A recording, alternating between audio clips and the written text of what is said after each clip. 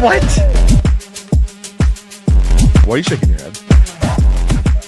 You're welcome.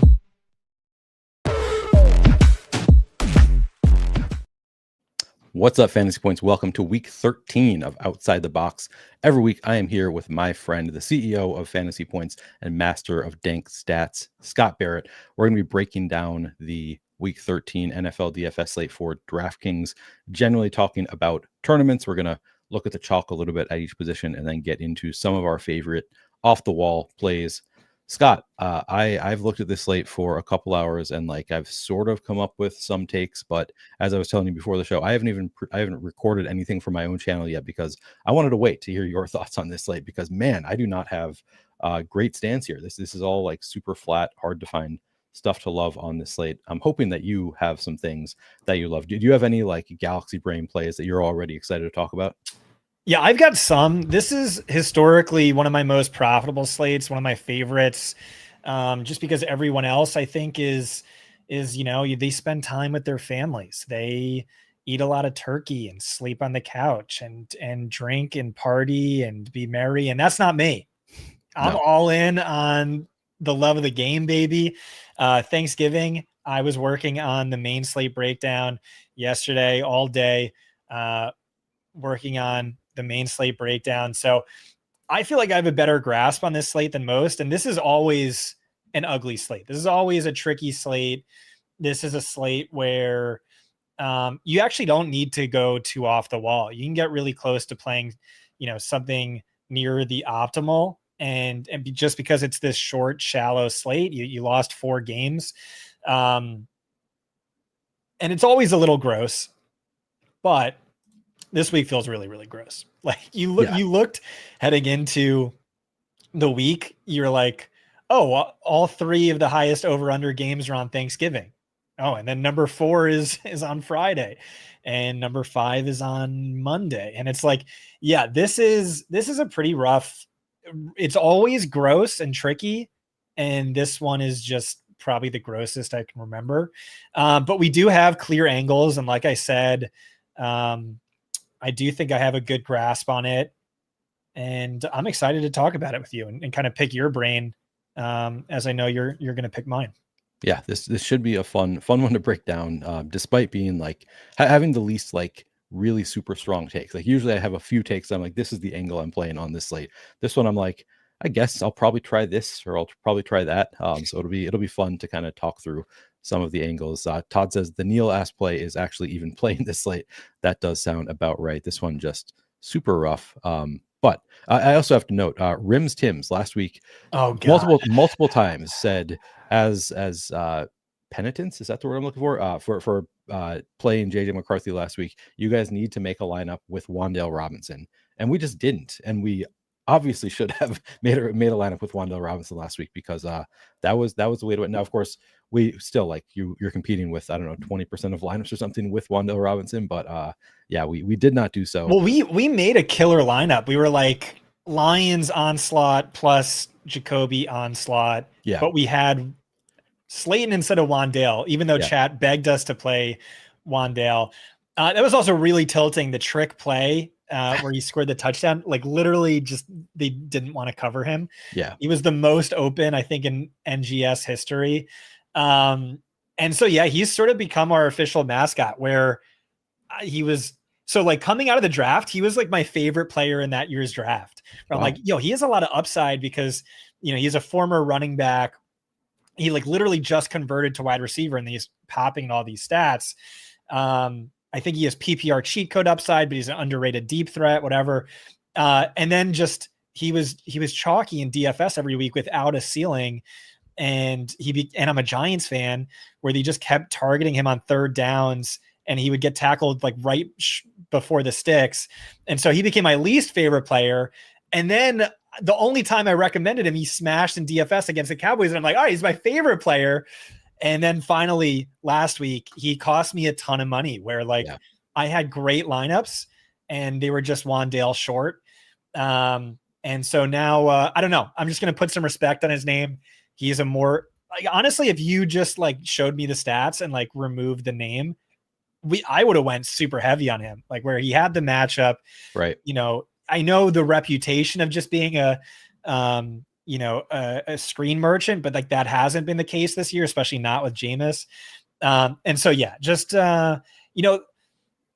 all of my worst takes ever are really just, falling victim to cognitive biases and like letting emotion take over instead of reason and the analytics and the numbers. And this was certainly, shout out Charlie Munger. And this was certainly one of those instances. So just, lessons learned. I think the last 2 weeks I've had some really good calls. I also think I've had some bad calls where it was bad process, which, is especially disappointing, but put in some extra work this week. And like I said, I'm bullish on this week's slate. All right. Well, then let's get into this week's slate. Everybody is ready to talk about this one because I think everybody is kind of on the same page where it's tough to find things to love on the slate. We will start as usual just talking about the chalk. Justin Herbert and CJ Stroud both projected for 12% ownership. And those are the only two quarterbacks we have on the slate projected for double-digit ownership. So let's start there. Are you excited about either of Justin Herbert or CJ Stroud? Oh God. CJ Stroud, I just don't get. I get it. I get it from a median standpoint.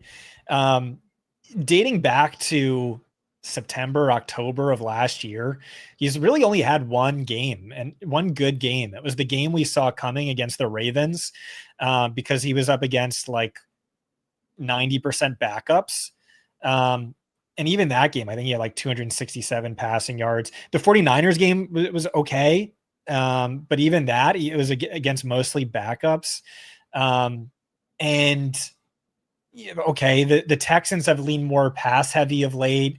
Nico Collins finally having good, these were all Davis Mills games. And so you're looking at a chalky CJ Stroud.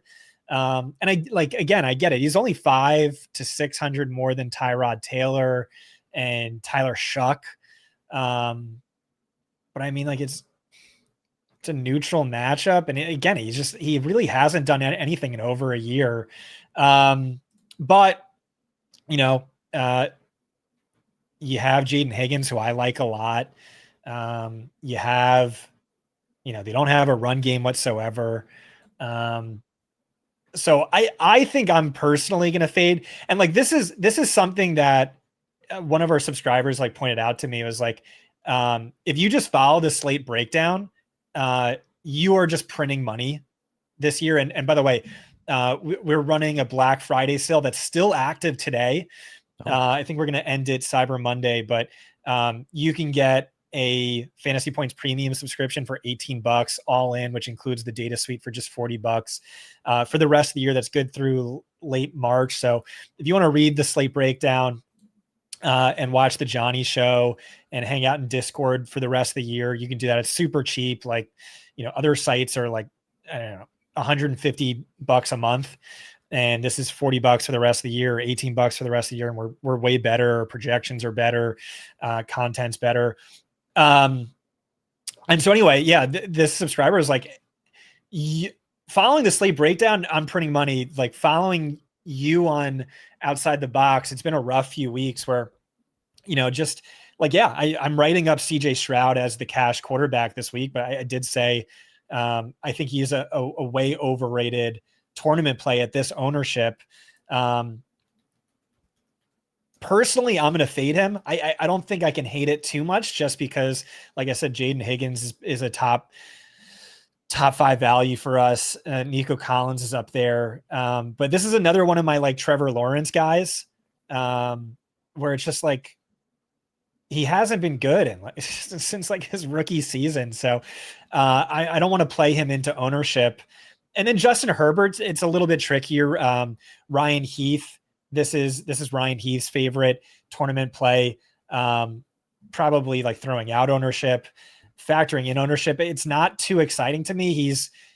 It's okay. He's exceeded 26 DraftKings fantasy points in 3 of his last 5. His last 2 are awful, coming after, really bad, their offensive line is just totally decimated.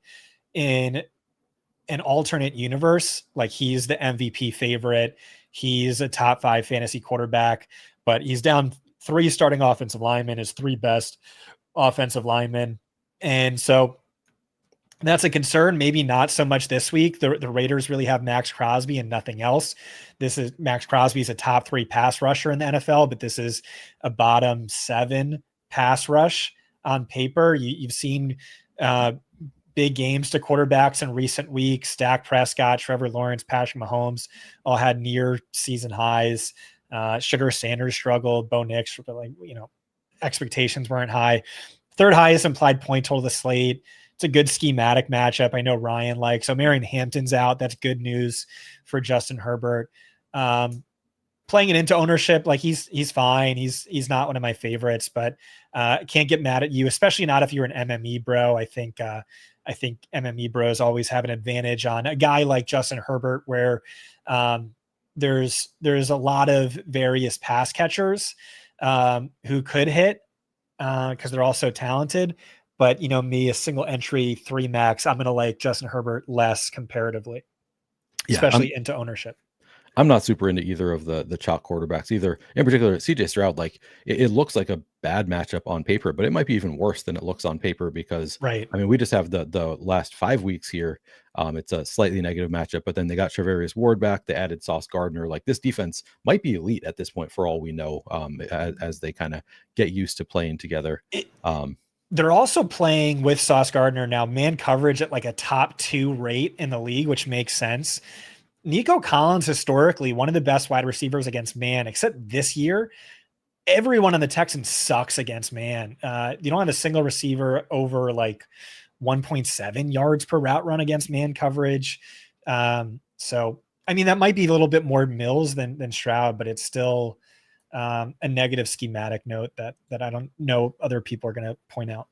Yeah. And then, I mean, Justin Herbert, I think is is fine. Like if you're not getting ownership, I would be more into it. But just like you said, with the whole offensive line banged up, they're really inconsistent. So like when he does get ownership, I'd rather just go elsewhere. I kind of feel like it's super flat at quarterback, so I'm less inclined to play the chalk. I do think that the next 2 on the list are, I guess the next 3 are kind of all sort of interesting in their own way. Hell yeah, Neil. Josh Allen, Jacoby Brissett, Tyrod Taylor. Josh Allen is 7,500 playing up against Pittsburgh. I know that you usually like to play Josh Allen when you think he can be pushed, but also this might be a game where you don't need the 30-point game out of Josh Allen. Maybe 24 is enough, even at his price tag. So we can start with Josh Allen against Pittsburgh. What is your level of interest there? Yeah, it's he's really like we're going to talk about a bunch of quarterbacks and it's like, Tyra, he's cheap and but Josh Allen is the one guy who can just absolutely bury a slate. You saw it a couple of weeks back with his 6 touchdown game. I only want to play Josh Allen in spots where they ask him to be Superman because he almost always delivers because he's just a freak of nature. And I think he's just going to get pushed every week now because this Buffalo Bills defense is sort of imploding. You have the tight spread this week, so Vegas kind of thinks it's close, but over the last 3 weeks, they've given up 30 points to Dolphins, who suck, 32 points to Baker, who I don't think has been healthy since like week 6. I like fully healthy Baker is like a top 7 quarterback. What we've gotten from Baker is like bottom 12 quarterback. And then 23 points to Davis Mills and the Texans, and they lost 2 of these 3 games. The matchup, I think, is really good. Steelers games are always up in pace. They're giving up the 4th most schedule adjusted to quarterbacks. The big concern here, and it's weird to say this about Josh Allen, is like, and Vegas is kind of seeing it a similar way, is like, I worry about offensive effectiveness. His last game, he took 8 sacks. That was a career high. And now they're down 2 starting offensive linemen, Spencer Brown and Deion Dawkins. This is a really tough Steelers pass rush. You don't see it in sack rate. I don't even know that you see it in pressure rate, but best time to pressure, highest time, quickest time to throw. So you see quarterbacks are worried about it in a way that's showing up more than the traditional stats. The receiving core is a concern. Curtis Samuel's on IR. Josh Palmer's questionable. Dalton Kincaid's questionable. Elijah Moore got cut. I don't know why he would do that, because Elijah Moore is a top 5 wide receiver in the NFL. All right, well, maybe not, but he's a player I love, and you have no one healthy. But who knows? It's Josh Allen. He could put the team on his back. He can. There's also a Steelers defense that plays a lot of man coverage. They don't have anyone that beats Josh Palmer a little bit, but that could also mean more Josh Allen runs. Ultimately, he's tough to fit just because he's expensive, and it's one of those weeks where you're trying to get value. But I mean, we're going to be talking about a bunch of scrub quarterbacks, and like he leads all quarterbacks in fantasy points per game for like the 5th out of 6 seasons, and no one, I think, in NFL history has the fantasy ceiling that Josh Allen does. Perhaps especially in this good matchup, good on paper matchup, against a Steelers defense that typically allows a ton of plays against them. Yeah, I think he looks like he's at least like he's 8% owned on a slate where like nothing is really popping, and he's Josh Allen. You just know that he's always capable of putting in big scores. So that makes sense to me to go there a bit. Jacoby Brissett, I know we've been on. You've been super into Jacoby Brissett. He's been doing really well every week. Now we get it's more complicated this week because now we have McBride is 7,800 on DraftKings. We have Michael Wilson would be playable without Marvin Harrison Jr., but now it's a little bit fuzzier with Marvin Harrison Jr. looking like he's going to return this week. So I don't really know how to stack Jacoby Brissett. Like, do you just go back to Michael Wilson? Like, has he won over the wide receiver 1 role? Do you go to Trey McBride, pay up? So I'm curious to hear your thoughts on Jacoby Brissett. Like, are you going back there? Have you figured out how you want to stack him?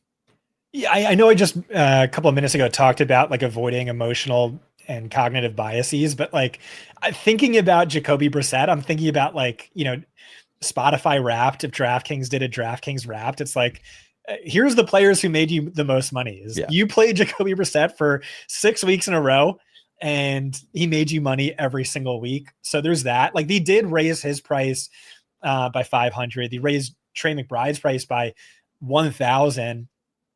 Which, for sure makes him trickier to stack, but he's finished as a QB1 in all 6 of his starts, averages 22.4 DraftKings fantasy points per game. That ranks behind only Josh Allen. He's not priced like that. That's 1.3 more than Matthew Stafford, who's 1,200 more expensive. Arizona leads the league in PRO since he took over. He has 30 more completions than any other quarterback, maybe 50 more than any other quarterback on this slate over the last 3 weeks, which is great for stacking upside. Buccaneers are a favorable matchup. They don't have a single healthy running back on the roster. And so I like this. It really does come down to the trickiness of how to stack him. And I think you have the benefit as a guy who's not, more of an MME bro. For me, I don't know. I kind of want to hear what's going on with Marvin Harrison. I think we can talk about this a little bit more when we get to the wide receiver conversation. But like I said, I mean, like 30 completions more than anyone else over the last 3 weeks. That's crazy. And he is cheap. And like McBride, you look at his price tag. Okay, he's putting up JSN numbers, and JSN's in the 9K range. McBride is like 7,800. So I don't know that he's not still a value. And so I'm gonna have Jacoby Brissett exposure. I still need to figure out how I most want to play it. But I'm into it. I'm into it for sure. Doubles. Okay. Yeah. And then Tyrod Taylor is 4,300 against Atlanta, who is suddenly looking like a good matchup. To me, this is one of the toughest matchups for several weeks early in the year. Lately, over the past 5 weeks, this is the 4th best matchup in terms of schedule adjusted fantasy points allowed to quarterbacks. And maybe the wide receiver position also getting a little bit easier for the Jets. They seem to be kind of condensing without Garrett Wilson with some of their new additions. How interested are you in Tyrod Taylor? I like him a lot. I'm a truther. I'm a Tyrod truther. I really think he's one of the best backups in football. You look at his last 5 full starts, 261 passing yards per game. That's basically double Justin Fields this year. 35 rushing yards per game. That's like basically tied with, the Jackson Darts of the world. And so I like that. And then you combine the condensed nature of the passing tree, John Mechie and Adonai Mitchell, I personally greatly prefer Adonai Mitchell. I know he's never made me money. I've played him a lot.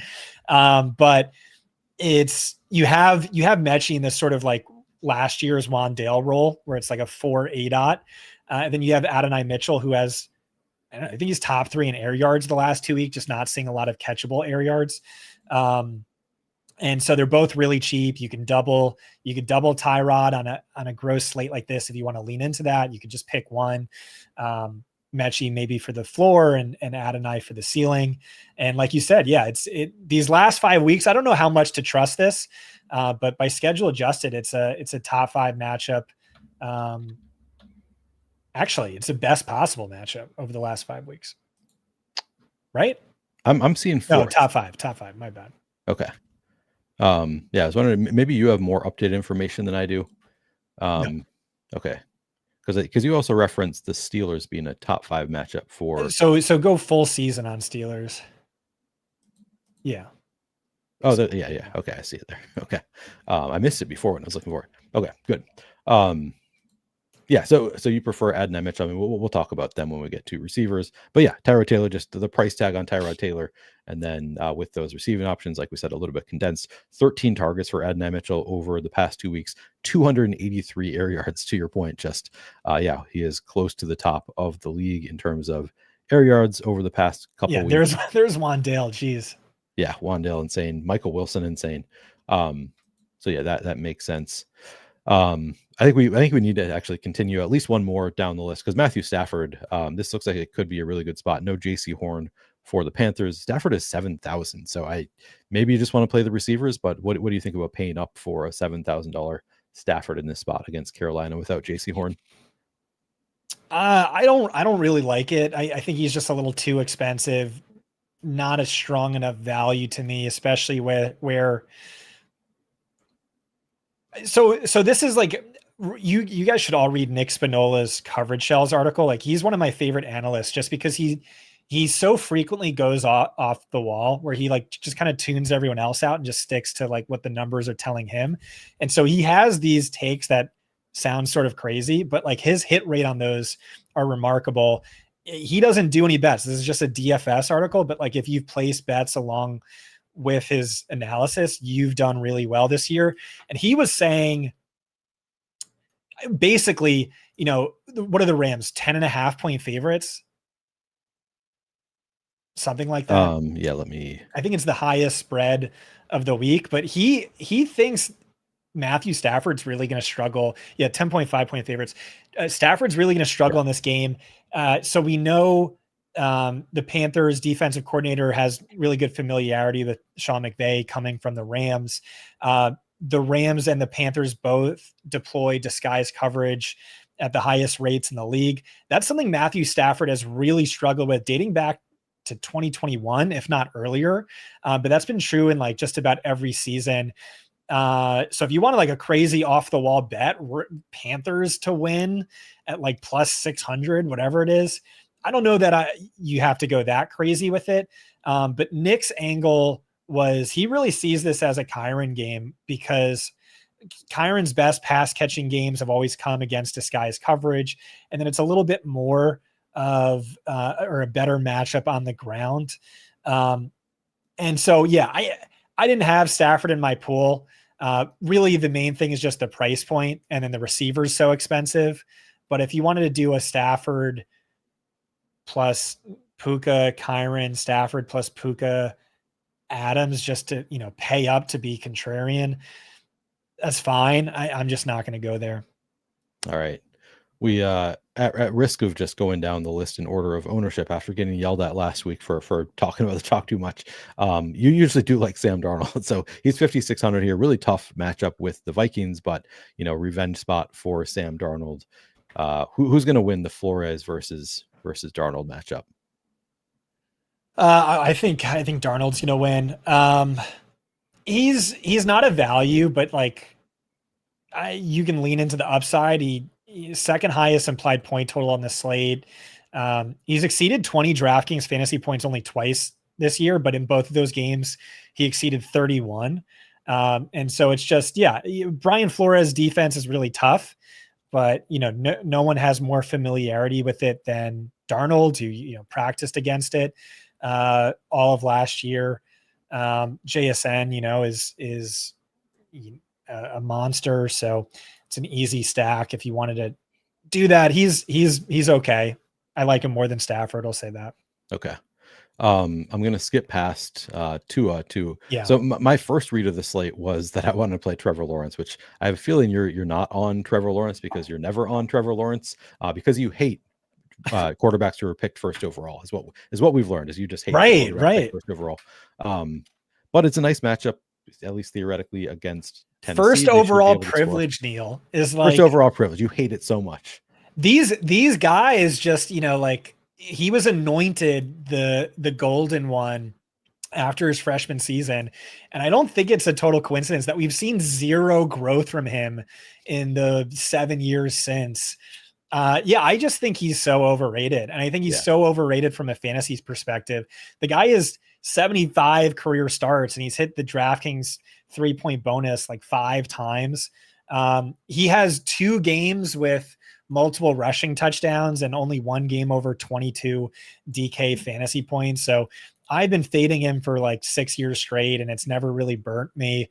Maybe he has, some rushing touchdowns in the spot. Like that's the one thing about the Titans defense, which really isn't that bad. It's just like, he's going to have good starting field position, probably, all of his drives.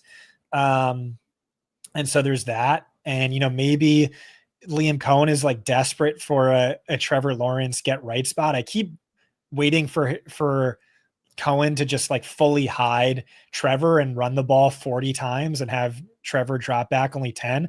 But no, he's not doing it. He's letting Trevor drop back and throw multiple picks. The dude ranks bottom 5 in passer rating. This is maybe an emotional thing, but I've faded him for a long time. Never really burnt me. I don't have any interest personally. He does get BTJ back, right? Or he does get BTJ back. He just got Bretton Strange back. So yeah. So my first thing is like, all right, Brian Thomas Jr. is like inexpensive and not getting any ownership. And like, I'm like sort of hopeful. I think most people are writing off as like, he's just not good right now, but he's had a few weeks off. So I'm like sort of hopeful that BTJ at this point maybe has recovered enough from his injury that he can look like he did with Mac Jones. As many have pointed out, he's like had 1 good game in his career with Trevor Lawrence. Like his entire strong stretch last year is with Mac Jones, which my God, if that continues, that's not great. But BTJ, pretty inexpensive coming back, maybe could be fully healthy for the first time this year. And then you get Bretton Strange, but then it is kind of a mess with like, who do you want to pair Trevor Lawrence with is less obvious now because you've got Jacoby Myers, you've got maybe even Parker Washington.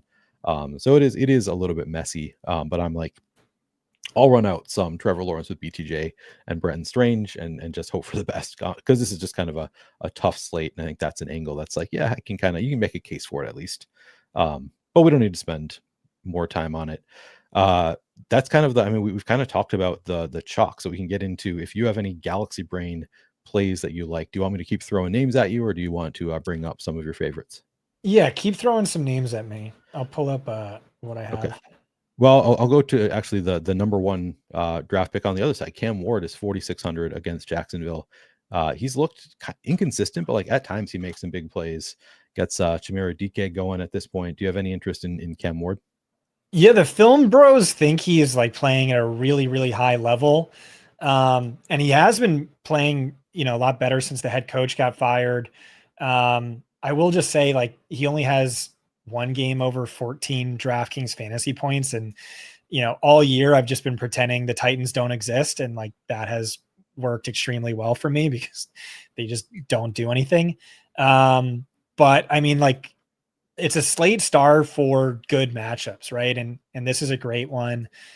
He is cheap. We're talking about Tyrod Taylor and some of these other backups. He's in play. I can't fault anyone for playing him, but ultimately didn't write him up. Okay. I'll throw a name at you that I don't think anybody's really excited to play this week. Brock Purdy at 6,000 projected for 1% ownership. It's one of these things where everything that I look at that I'm like, oh, that's kind of interesting. Then something comes back and I'm like, oh, this game has terrible weather. So it's like, I want to play it kind of even against a tough Cleveland defense, just like bet on that offense. But there is weather potentially in that game. So that is a concern, but still Brock Purdy at 1% ownership, sort of interesting to me. Do you have any interest in going off the wall with 1% owned Brock Purdy? Yeah, I wrote him up and I was kind of excited about it, but really not with this weather. For sure, keep an eye on that on Sunday. If it seems overstated, maybe go back to him. But Purdy has always been someone who's struggled outdoors and in bad weather games. This is true going back to college, and then last year, very much the case. I want to look up his hand size. If I remember correctly, maybe undersized. I know his height's for sure undersized. And then it's like just not a great, it's a tough defense he's going up against. So I wrote him up and then deleted him from my Slate breakdown article. So I probably won't get there with this weather. If it does seem this bad, I think that should benefit CMC more than anyone. Scott, no making any jokes about this because people are going to get upset if you make any jokes about him. On people on both sides are going to get upset. Shedeur Sanders, 4,200. Do you have any interest in playing Shedeur Sanders against what has been a pretty bad San Francisco defense? Shedeur made some plays. I mean, or at least had some nice fantasy plays last week in this offense. Any interest in Shedeur? No, not at all. Okay. How about the other really cute He's guy? A meme. He's not a real player. Max Brosmer is 4,000. Is he a meme or is he potentially a real player? So like my favorite angles on slates is when narratives are not consistent, And so the narrative on McCarthy is that he's the worst quarterback ever. Why? Because every other Kevin O'Connell quarterback smashed. You had Nick Mullins hit 400 passing yards in 2 of his 3 starts. Josh Dobbs gets off of a plane and like averages 25 DraftKings fantasy points per start with Kevin O'Connell. Kirk Cousins, Sam Darnold, Carson Wentz before his shoulder fell off of his body, all smashed. And then JJ McCarthy comes in and sucks. And now no one wants to play Max Brosmer, where you have had these insiders talking about how, Carson Wentz played 4 weeks longer than he should have because they thought, Brosper would really make McCarthy look awful because he's been lighting the defense up in practice. And so, yeah, I don't know that that's true. Like you and I are both labeled as McCarthy truthers, begrudgingly, but it's just not an ideologically consistent narrative. And so I think it's worth leaning into that at the cheapest price tag possible at 2% ownership with Justin Jefferson at 3% ownership and playing some Max Brosmer in some large field tournaments. It's an awful matchup, but YOLO. Yeah, that's kind of where I'm at too. And to be clear, my JJ McCarthy trutherism was always really Kevin O'Connell trutherism. Yeah, I never watched him play in college. It was like, well, this offense has just been awesome for everybody who comes in. So why wouldn't this first round rookie be good? So who knows? Maybe Max Brosmer can be another undrafted free agent, come in and look good on the Vikings. So I don't totally hate it. As Steven points out, it is a really tough matchup. So if this was Max Brosmer against the Bengals, I would probably be all in, just lean in on it. It is tough against Seattle. I'll have some. I'm not going to be playing him in 20% of my lineups or anything like that. I've seen multiple people say he's chalk. He's projected for 1 to 2% ownership everywhere I look. I'm not looking at it's not looking like chalk to me. All right. Oh, and someone says play Seattle D. Yeah, obviously. That is a great call. Yeah. Objectively, you should probably play some Seattle defense. I don't there's not much Baker. If he were healthy, I would want to play some Baker, but he's playing through a hurt shoulder. Are you going there at all? I think this is me learning a lesson the hard way. Remember Joe Flacco? What was it, 3 weeks ago, where you were like, yo, if he was healthy, I would be all in. And I'm like, yeah, but I just don't play guys who are hurt. That's right. And I think the lesson learned from that, and then Joe Flacco had 400 passing yards, went crazy. The lesson learned from that is when the ownership is this low, I think it's worth leaning into the counter narrative. Baker Mayfield is just one of these dogs. He is just the most dog dog quarterback of all time. No one has more of that dog in them than Baker. Such a gamer. And a lot of these guys where Baker's, the prototype of this is they play hurt when they really shouldn't. And we saw this as last year in Cleveland, where according to Dr. David Chow, this is the exact same injury. He cost himself a ton of money, where the coach came out and was like, any other person who's a human and not Baker Mayfield would have been on IR weeks ago, but like Baker's a freak. And he like sucked. And I've been saying, I think Baker's hurt since like week 6 or week 7. The injury experts are saying that the numbers are all awful. And now you pick up this extra injury, which is the same injury from when he sucked ass that last year in Cleveland.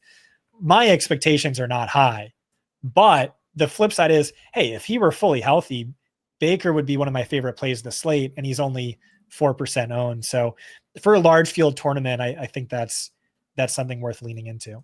Yeah, I think that's a good call. Like at least for 150, Max was just playing like 4 or 5% Baker. I guess he's projected for 4% ownership. But he certainly has the upside. Man, it's like I'm not seeing anybody else that is like screaming at me. I guess Tyler Shuck is 4,400. Kind of interesting. I don't know. Yeah, if that's more with no Camaro. Looking at this main slate, it was like, wow, all of like the best juicy matchups are off of this slate. Yeah. And then the Dolphins are a great matchup for quarterbacks. Bottom 3 defense by EPA per drop back, by fantasy points per drop back. And he's cheap. So, easy to stack too. Wait, is Olave out? Last I saw he was questionable, but if Olave's out, I don't have any interest in Shuck. Yeah, I'm seeing Rant says he's the back injury now. Back spasms occurred on Wednesday. Yeah, well, I guess we'll have to keep an eye on that because I don't think I've seen him officially ruled out, but yeah, questionable. That would be not ideal if he's not playing, obviously. Any other Darren names Waller's back? I just saw that. Yeah, that is something. All right, Spicy Chipotle says Olave not confirmed out, so that's something we'll keep an eye on. You can consider him if he ends up being in. If he's out, probably not going to play any Tyler Shuck. Any other quarterback names you want to throw out here? We've kind of named all of them, except for we skipped Tua and then kind of came back to everybody else. Yeah, it's a rough slate. Yeah. All right, let's go to running back. Running back, at least more interesting, I think. Like there's more angles you can play. Devin Achane, though, 8,300, getting 40% projected ownership. Is Devin Achane can't miss you, Scott, or is this just too much ownership? This is something we keep saying is the running back chalk has been great all year, and it really has. I kind of think 40% is a bit too much, to be honest. We're like in a vacuum, I'm trying to list off the 3 best running back plays of the slate, and it would be Achane, Brace, Kenneth Walker's, which is what we're showing. But I mean, 40% is a lot. And like, this is something you see on the main slate after Thanksgiving is people get lazy and they just kind of, play the chalk and it gets overplayed. So this is maybe a uniquely good slate to try and get different. I've been going over on the running back chalk where I've been like 80%, guys who are like 30%, and it hasn't hurt me. But I think you can do that. You can get different this week. He's for sure a great play. It's basically Christian McCaffrey usage. It's a great matchup, good game script. He's been, crushing in spots that Miami has won and they're favored. But you're just looking at 40%. You fade him and you gain a leg up on nearly half the field. That's kind of big. Yeah, I think I'm with you on that, especially because of the price tag. Like, it is possible to fail. Awesome workload. I mean, just looking at the last 3 games he's played here, 19 carries and 7 targets per game over those 3 on 70% route participation. That is like Christian McCaffrey light usage over the past few weeks. But it has not been every single game with Tyreek Hill. He has had some down weeks in there, and it is, he's kind of expensive. I'll obviously have some Achane in my 150 set, but I would anticipate being under the field there. Breece Hall, you have a 31% projected ownership, 6,000 in what has been a pretty nice matchup with against Atlanta, the 3rd best in terms of schedule adjusted over the past 5 weeks. What's your level of interest in Breece Hall?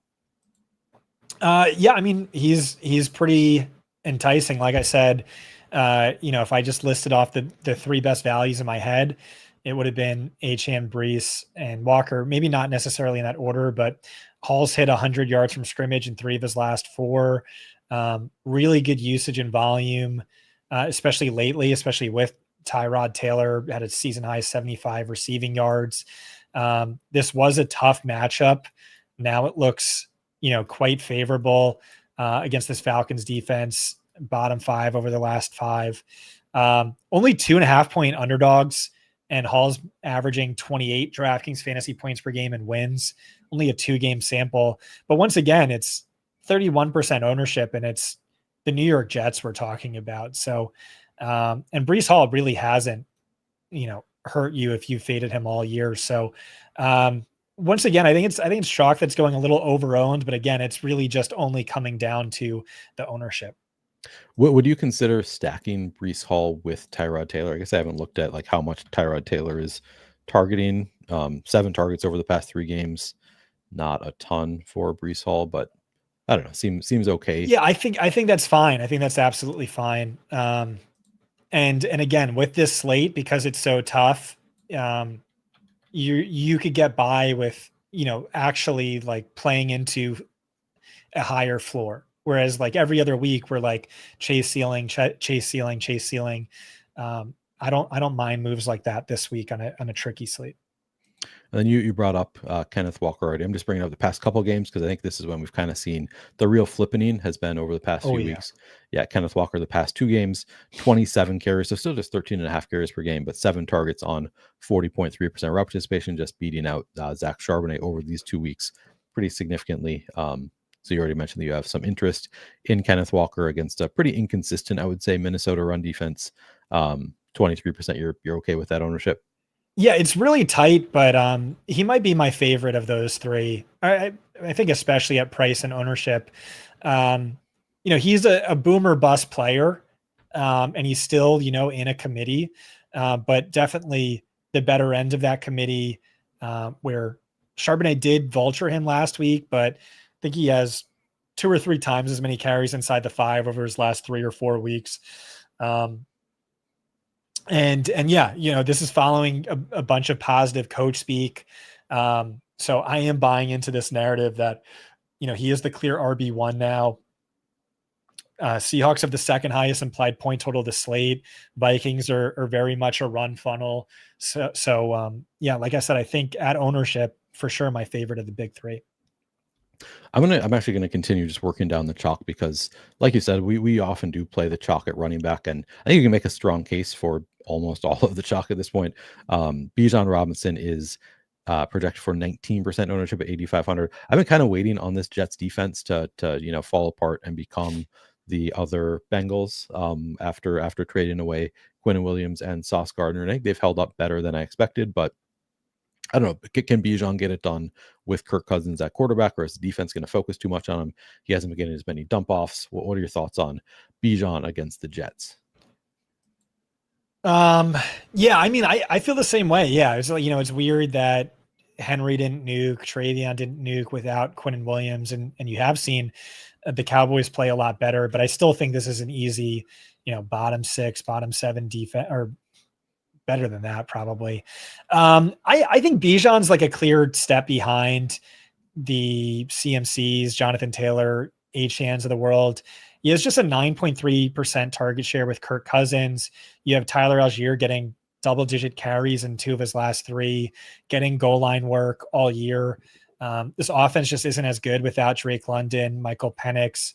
That said, he's still like a freakish talent.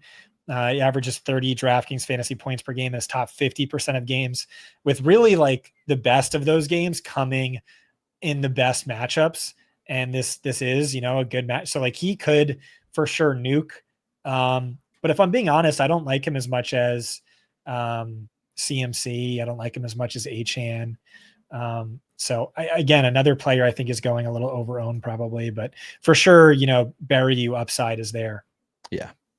Kamani Vidal, we do not get Omar and Hampton back. Again, we talked about the offensive line pretty banged up for Kamani Vidal, but he has had a pretty strong workload facing Max Crosby and the Raiders. He's 5,700 projected for 17% ownership.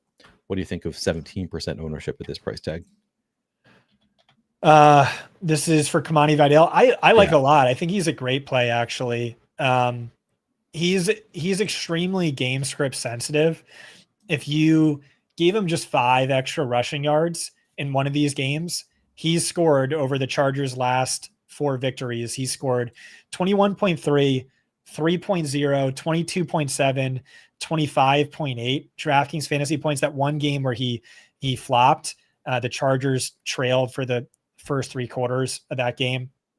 And so basically, these are my favorite running backs to play in GPPs, where you have that angle.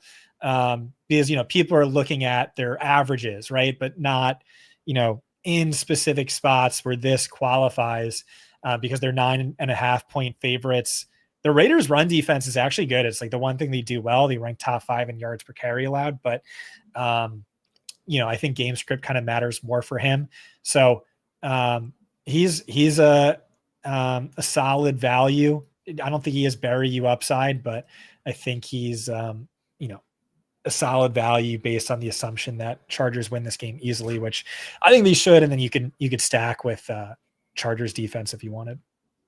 Raiders fired their offensive coordinator. Maybe that's a boost to the offense. Who knows if they're going to run more, if they're going to pass more.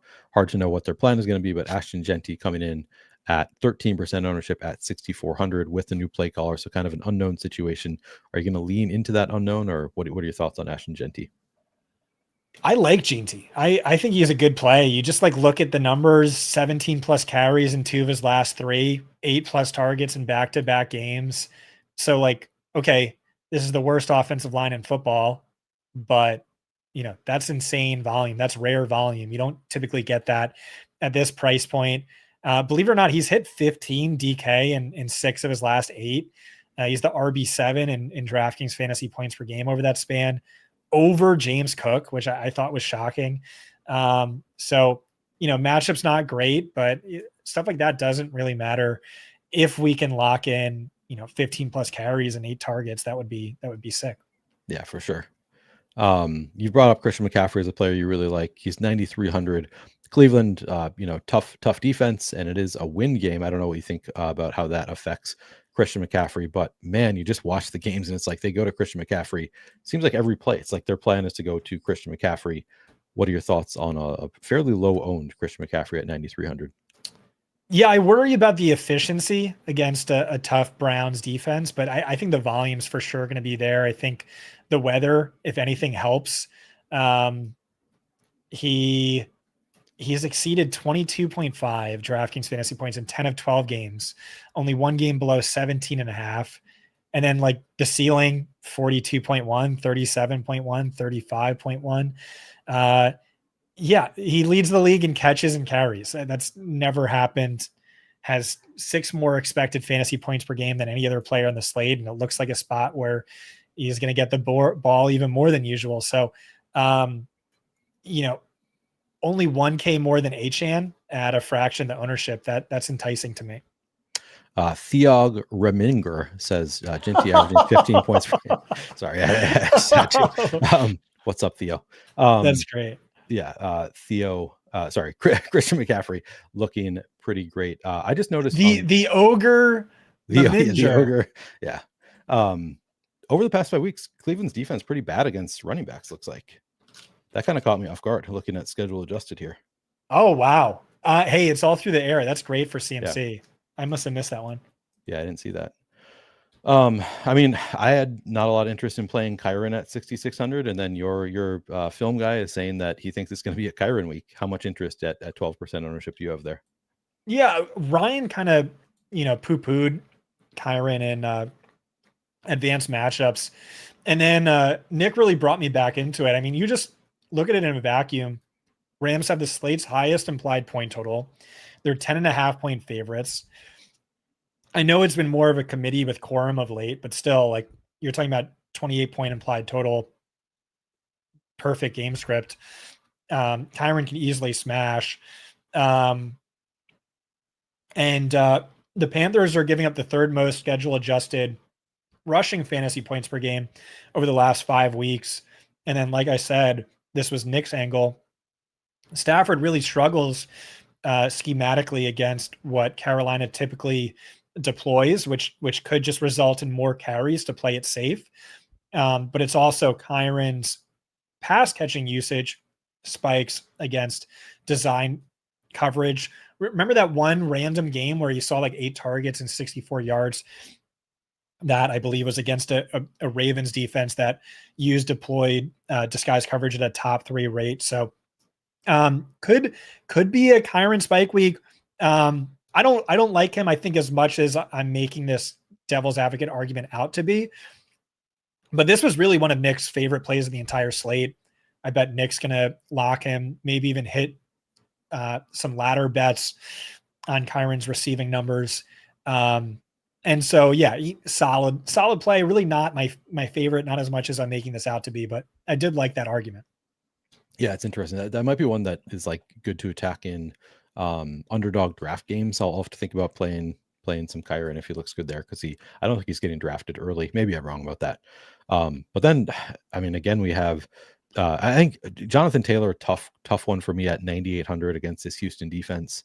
That one I think I want to exit out, but do you have a different opinion on Jonathan Taylor? He's just so expensive, but yeah, like if you're an MME guy, you have to have exposure. Dude, he has highs of 53, 41, 36 fantasy points. He's cleared 31 in over half of his games. And so, yeah, the matchup's tough. He's really expensive. I probably won't have any as a single entry 3 max guy, but as an MME, I think you need to have some. Okay. James Cook against Pittsburgh, 7,600 was one of the first that stood out to me as like pretty low owned for his price tag. Do you have any interest in James Cook? Yeah, for sure. This is another really good stealing player who just kind of randomly explodes. I prefer playing him in spots. Buffalo's heavily favored, which is not what we're seeing this week. It is a bottom 6 matchup on paper, but just for this price point, given what he's done this year, averaging 28 DraftKings fantasy points per game in his top 50% of games, strikes me as a solid value. Travis Etienne against Tennessee. Now, this is a game where Jacksonville favored to win the game. Etienne looked really good last week and seemed to take back over his like clear bell cow role for the Jaguars. 6,500 seems like a fair price tag for a guy who's looking pretty electric this year. How much interest do you have in Etienne? Yeah, so I was very heavy on Basil Tutin last week, and that clearly did not work out well. And shout out to Johnny on the Sunday show who really scolded me for that Basil Tutin take. And that's a gap in my game and a lot of people's game where like I want the dynasty guys to break out more than like it's actually likely they do. I do think we ran bad where that first drive, we saw that the week before, week 11, where they were just rotating drives between the 2 backs, where Etienne, of course, gets the first drive. And then last week, Etienne got the first drive. He ripped off a 43-yard run and scored like 14 fantasy points. Yeah. I think they just rode the hot hand. So there is some concern. It goes back to like a week 11 split. But even with that in mind, still one of the best GPP plays of the slate at this ownership. Since week 8, since the bye, he ranks 4th in XFP per game, averages 18 carries, 3.8 targets per game, cleared 15.5 DK in all 4, averages 18.8. And so, yeah, Jacksonville leaning more run heavy, also benefiting from positive game script. But that's exactly what we should get this week. 6-point favorites against the Titans, who have given up the 3rd most rushing yards per game to running backs this year. So really, really strong tournament play. I think Basil Tutin's still in play as a Neil Ass play if you want to go there. But I won't be getting there. I was going to bring up Bashal Tutin as like, yeah, I mean, it didn't go well last week, but I'm with you that like we sort of ran bad. Like we saw what could happen the week prior, and it seemed like it was trending that way. Like Tutin probably had earned more of a role, and like you said, it was just like, yeah, ETN just dominated the first drive, so why mix it up at that point? Also, like it was kind of unknown going into last week what the injury situation was because both of them were coming in with an injury, and Tutin like looked like he might have had a high ankle sprain coming out, but then he was active. So I think we made the assumption like this guy's healthy, and maybe ETN is actually more hurt than Tutin was sort of the thought process last week. Obviously, ETN didn't look hurt at all. But I do think like on a slate where we don't have a lot where we can get that we can get super excited about, Tutin at 4,500 in this matchup, like even if it is like ETN coming in as the lead guy, I think in this matchup could get his work. See, Steven last week complains that we don't talk about low owned guys enough. You don't get contrarian enough. Now he says stop with Tutin. I think Tutin is one of the better like off the wall plays on the slate. That is unlikely to hit, to be clear, but he's not getting any ownership, and I think it's like 8% chance that he puts up 15 plus fantasy points. I think that it's well within his range of outcomes to put up a big score at like 0 ownership. So I'm going to be riding the Tutin train once again. 1% ownership, 4,500. Nice matchup. Didn't happen last week. Didn't get the work, but we've seen like it's been kind of out of nowhere when it's happened in the past. Like why couldn't it come out of nowhere this week once again? So I will be going back to Tutin. Then we have Devin Neal though. No Elvin Kamara this week. Devin Neal as a value is getting 10% projected ownership. What are your any interest in Devin Neal? Yeah, he's okay. He did get 7 targets last week, so that's exciting. He's going to split the rushing work with Taysom Hill, and Taysom Hill's going to get all the goal line work probably, even though Taysom Hill's kind of really struggled on the ground. I think it is a great matchup on paper. I think he's solid. If I need to pay all the way down at running back, 10% sounds good to me. Yeah, seems like a fairly strong value. All right, so we've kind of covered we have covered everybody 10% or more projected ownership. So now we can get into any off the wall plays we like. Do you like anybody in single digit ownership? We have several that are projected for between 1 and 7% here, and then we have some. I don't know if you have any 0% owned plays that you like. Do you want me to throw names at you, or do you have anybody you want to bring up? Yeah, I like Rico Dowdle. I mean, he's expensive, but I think last week was sort of an aberration for the entire offense where they just couldn't get anything going. And if you do throw out that game where cryptic tweets from Rico, the coach kind of having some commentary, I think you can throw out that game. And so if you do, you look at his 3 games before that, 20.7 carries, 4 targets, 20.5 DraftKings fantasy points per game on a 79% snap share. And then that doesn't even include the 2 games he went over 35 DK. It is a worst possible matchup. But like I said, I think this game could be closer than Vegas is making it out to be. And Carolina just has this crazy run game where it's just wouldn't shock me. Again, he's maybe a little overpriced, but 7% ownership. I think he has much better upside to wreck a slate than that suggests. As somebody who needed Rico Dowdle last week, it was so tilting watching them march down the field, passing it to Chuba Hubbard. Like Rico Dowdle, the clear passing game running back, and they're just passing it to Chuba Hubbard out of nowhere. The Falcons have done the same thing at times with Algier before, and it always shocks me when that happens. Like, okay, you're using the wrong running back. But anyway, all right, so you like Rico Dowdle. Aaron Jones is a tough matchup, but he has a strong role here. Who knows how much Max Brosmer gonna check it down? Any interest in Aaron Jones? Not really. Judkins 6,200 against that beat up San Francisco defense. Any interest there? What about if you want another Neil last play? Could we go to Dylan Sampson instead after really strong game last week with the 60-yard check down touchdown? I don't know. Maybe they saw something in him. They start using Dylan Sampson more. Any interest there? Not for me. Okay. Arizona running backs, I think, could be interesting here. We have Michael Carter and potentially Bam. And I believe Bam is on the injury report right now. If Bam is out, I think Michael Carter becomes a pretty great play at 4,200 with Bam in. Do you have any interest in either Bam Knight or Michael Carter? Yeah, I think that's great. I think they're very in play just because the price points are so low. Yeah, Bam Knight is out. They have no one besides Jamar Jefferson, who has played one special team snap all year, and that's it. So yeah, it becomes a great play at 4,200. Just really hard for him to hurt you. And I think he would go lower owned just because that sounds like it could be like a late news thing. And then if Bam Knight plays, if you're an MME bro and you're looking for some Neil ass plays, I think you could still play Michael Carter on the assumption that Bam Knight's super limited, maybe doesn't have a full grasp of the install. It's a little bit thinner, or you could just play Bam Knight, only 5,200. No one really going to play him because last week, 17 XFP was top 12 on the week.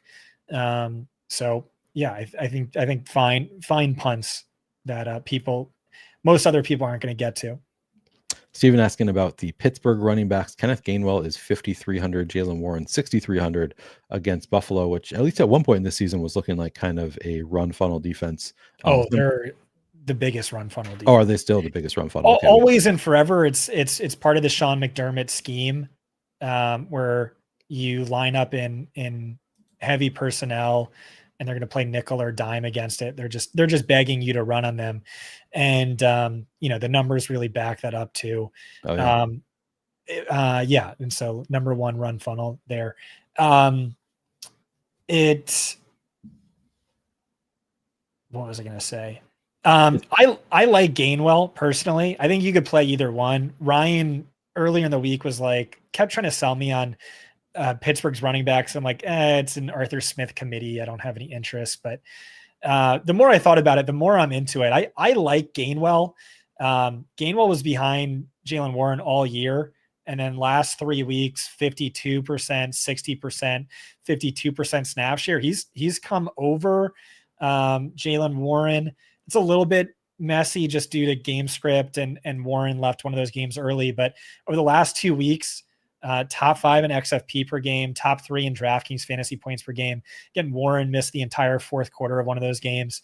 And Warren does get the better matchup where it's, again, they're a run funnel and he's led the team in carries every single week. But I don't know. I think you could play either one, but I like Gainwell. I think he's been exciting. And, we forget that Cordarrelle Patterson, Arthur Smith role used to be absolute money. And, even if Warren does get the bet, more carries, I still think he can get 10 carries and 5+ targets if Buffalo's leading throughout. Yeah, I like that call quite a bit. I mean, he's 1,000 cheaper than Jaylen Warren, and he's lower owned, only getting 2% ownership. And just looking at the past 2 weeks, like you said, I mean, 37 expected fantasy points, 14 targets over the past 2 weeks, along with 19 carries. So he's getting almost 10 carries per game plus 7 targets. That's a really strong role in a nice matchup at a nice price tag. So I was not coming in excited about Kenneth Gainwell, but I think that's one that I think I'm going to have to get on board with Kenneth Gainwell. Any other off the wall running back plays you want to throw out? Coronum's probably a Neil ass play, but I wouldn't touch it. Yeah, I think I prefer Tootin. Okay. Just more upside for Tootin, I think. Yeah. Yeah, I'm trying to see if there's any others. I mean, Chuba Hubbard 4,400. Like I said, I guess that's also a Neil S play. Yeah. Yeah. I think I prefer. I think the actual Neil stamped Neil S plays are Dylan Sampson and Bajal Tootin, I think. Got it. Okay. All right. Anything else running back? Oh, here's one. Tony Pollard against Jacksonville. Interesting. Does he have a good enough role? He's just like I said, if you just exclude the Titans, pretend they're a UFL team, it's worked out so well for you. True. He's been double digit carries, 3 to 5 targets. I don't know. I just kind of pretend the Titans don't exist, and it hasn't hurt me. I'm going to tentatively stamp it. I mean, I like he's it. getting I 3%. So respect it's it. like, yeah, it's like, he's like still, I think, has the capability of like popping off a long run, getting there, and like maybe in the right game script could run a little bit more. But yeah, like I'm not super excited about it. It's more of a can kind of see it play for Tony Pollard. Like has not happened yet this year, but like I don't understand why it hasn't happened yet Right. this year. Like it should happen at some point. Yeah. So I don't know, sort of tepidly interested. All right, let's move on to wide receivers.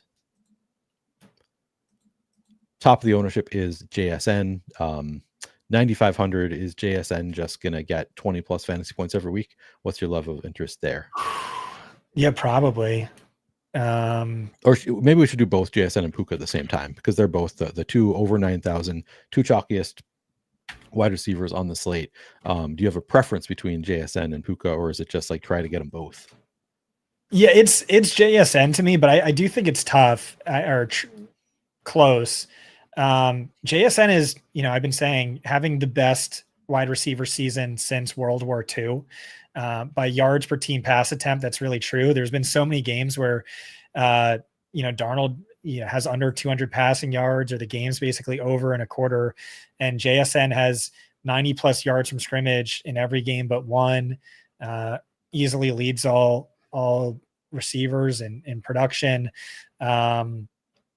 Leads all non-Puka slate eligible wide receivers in fantasy points per game by 50%, which is crazy. It's a perfect schematic matchup. And maybe a tough on paper, but I really don't think that matters for how good and consistent JSN has been. And then Puka.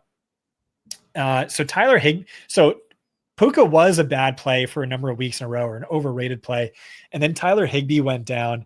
They were playing heavier 13 personnel, 3 tight ends on the field, 1 wide receiver, that wide receiver being Adams and not Puka. And so his route share came way down from like 80% to like 60%. And that killed him. But Higbee went down. They went back to, just 10%, 13 personnel. JSN's route share went all the way up. So it's not obvious to me that the Rams aren't going to like that JSN's not going to just be who he was through the first 5 weeks of the season, back when he was just like wrecking things, where he looked like, prime Cooper Kupp on steroids, which is the craziest thing to say, because that was one of the best seasons ever. And it's a great scheme matchup against cover 3. JC Horn is out. Through the first 5 weeks of the season, he was averaging 12.4 targets, 26.8 fantasy points per game. So better than even JSN. They're both great plays, but I would have to give the lean to JSN. Before we move on, I want you to name the wide receiver from World War II era who was better than JSN. It was. Can I go into this? Can you let me pull it up? Max Speedy was one of them. Let me pull up the actual. The NFL did the NFL when was the NFL formed? Oh man, has it been around that long? 1900s. Can you Google that while I pull this up? All right. 1912, I want to say. We're gonna detour a little bit, but it's gonna be worth it. I thought you were just gonna be making up a name right now. NFL was formed in 1920. Okay. So the top yards per team pass attempt seasons in NFL history, this tweet is maybe a couple of weeks old, but it was 1 Jim Benton in 1945, 2 Harlan Hill in 1956, 3 Jackson Smith and Jigba in 2025, 4 Elroy Hirsch in 1945. So these guys were all doing it up against like dudes who just got back from tour in Iwo Jima, 5 Lance Allworth, and then 6 Max Speedy in 1947. My favorite thing is like pulling up old elite football players from the 1940s and 50s. Every single guy is the exact same person. They all have like this amazing nickname or real name, where their name is like Box Car, and like that's their real name, or their nickname is the Dirigible, where all of them, like you pull up their Wikipedia, it's like early. Yeah. We'll get to Max Speedy in a second, but you pull up their early life. It's like, was a fullback at Harvard, was the class valedictorian, set the record for most punt passing and rushing yards in a game with 12,000. Then fought in World War II, won 3 Purple Hearts, came back home, played for the Browns, won 3 Super Bowls, forced to retire over a contract dispute, started a plastics company, became at one point in time the 17th richest man in the country, had 12 children, and then served in Congress for 20 years. That same guy exists like 100 times over. And so Max Speedy is interesting to me. If you scroll down just scroll down a little bit, it talks about Perth disease. And then you scroll back, I think it dives for early life. I think it dives. So his last name is Speedy, and it's his real last name. And he was the fastest player in the NFL at the time. As a kid, he had Perth's disease, which is, I don't know, some messes up your alignment of your spine. And so he had to wear this heavy brace on his legs. And he eventually got the braces off and discovered he was really fast, became a track superstar, and then became a football superstar. You might remember that this closely follows Forrest Gump, who had the heavy braces on his legs in childhood and then became a track and football star. So maybe Max Speedy influenced the writer of Forrest Gump or whatever. But what's interesting to me is my cousin had something similar where he had to wear heavy metal braces on his legs due to misalignment from when he was like 7 to 12, like 11, where he like walked like a cowboy with these heavy metal braces. And then he got those taken off. We would always fight and wrestle all the time. We were like 6 months different in age. And he got those taken off. My mom wouldn't let us wrestle anymore. He's like, no way. His legs are freakishly strong. Like, you're going to get hurt. You can't wrestle with your cousin anymore. And then like 4 years later, he's dunking. My cousin like is me. He looks exactly like me. He's like a half an inch taller. He's just this scrawny white guy. But he could dunk. And he ended up becoming a D1 high jumper. Could have went to like any college. He followed me at Rutgers, got a full ride. He broke or tied a New Jersey state record where it's like this scrawny like white kid up against like 7 foot tall Africans, and he like beats them all in the high jump. And so if you want your kid, like if you want to save money on tuition, just stick them in heavy metal braces and they'll just get freakishly jacked legs. Or if you believe in nominative determinism, just change your last name to Speedy, and you could do that. That's a good call. Or Dart if you want them to be a quarterback. That is quite the story.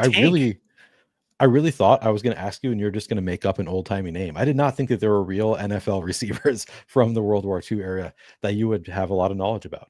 So I'm impressed that you know. This is my favorite thing. It's just like any time there's like, oh, this random guy, is ruining my dank stat because I have no idea who this exists. Yeah, I'll pull it up, and it's like 3 Purple Hearts, was in Congress for 20 years, and we lost like 100 viewers. I know. We lost all of them. Next week, there's going to be like 3 guys who love it, and then like there's going to be one guy who puts their son in metal braces, and he's in the NFL. That's right. There's going to be one, and he's going to thank you years from now when his son is in the NFL. All right. We'll continue talking about modern day NFL players. Jalen the other guys, by the way, Crazy Legs, Elroy Hirsch, Lance Allworth. I think he was Bambi was his nickname. He was another badass, cool. But yeah, cool nickname. Modern players. Yeah. As Cub says, they're not called the greatest generation for no reason. That is true. Jalen Waddle, 6,800, facing the Saints. 21% projected ownership. What's your level of interest in Waddle? That seems a bit high to me, honestly, especially with Darren Waller back to steal touchdowns. I mean, his production has been really good without Tyreek Hill. I think he's hit in 2 of 5 games, but here's my stat. He had one 36-yard catch that was called back on a BS tripping penalty in week 9, but he'd be averaging 18.7 fantasy points per game since Hill got hurt, hitting in all those games except for 2. But the volume, and it's a great reverse slot funnel matchup. It's also a great schematic matchup. But again, the volume wasn't great in any of those spots. And, Darren Waller, I think, is back, and he's really the focal point inside the end zone. So, yeah, he's okay. He looks a little bit overowned to me, to be honest. Yeah. I mean, only 7 targets per game over the past. Where every time I look at Waddle's usage, I'm kind of surprised that it's not better than it is, because it felt like for a little while he was kind of taken off as being elite. But yeah, just over the past 4 games, just 7 targets per game, 78% route participation. And like you said, now we get Waller back. That's tough ownership for me to want to play. Nico Collins getting 17%. I mean, you're not interested in CJ Stroud. You're going to be going to much Nico Collins? No. Yeah. That was one of my stats was with CJ Stroud. He had that one Jaguars game where it was maybe a busted coverage, or it was a +3 ass play where he had a 50-yard touchdown where no one was near him. If you just took that one game out, he hadn't cleared 75 yards with Stroud in like 11 games, or like since like October of 2024. And so he had some good games with Mills, but I mean, that wasn't with Stroud, although the volume had been picking up before that. He's okay. I'll say it's a good matchup. But I'll say 17% seems a bit high. And I think I like Jaden Higgins at 3,900 a bit more. Jaden Higgins projected for 12% ownership. So you think you probably do get on the Higgins train? Yeah, I think so. Like, you just look at either the target share report or the route share report. You really see usage trending up into a full-time role. Scroll down. Yeah. So, season high in a game that Nico Collins was fully healthy last week. And then target share, he had a 30% target share last week. I don't think Collins has hit that since like week 3. And 7+ targets in each of his last 3. So really trending up. I don't love his utilization, his route tree. And he hasn't cleared 55 receiving yards in any game, but he's really one of the best sub. Yeah, there's 30% right there. When was the last time? All right, Nico has hit 30% just twice this year. Yeah. I mean, Higgins has only cleared 55 receiving yards once this season, so it's for sure thin, but one of the better 3K range wide receivers we've had all year, I think. Yeah, I don't love that he's getting ownership, but I guess 12% not really that crazy anyway. The best argument against him, though, is those 2 Jets receivers right underneath him, because it's tough to pick a favorite from those 3. I like AD Mitchell, even though he's just never hit for us, but yeah, I mean, like him. He was one like drop a yard away from the end zone, away from hitting for us one week. Yeah.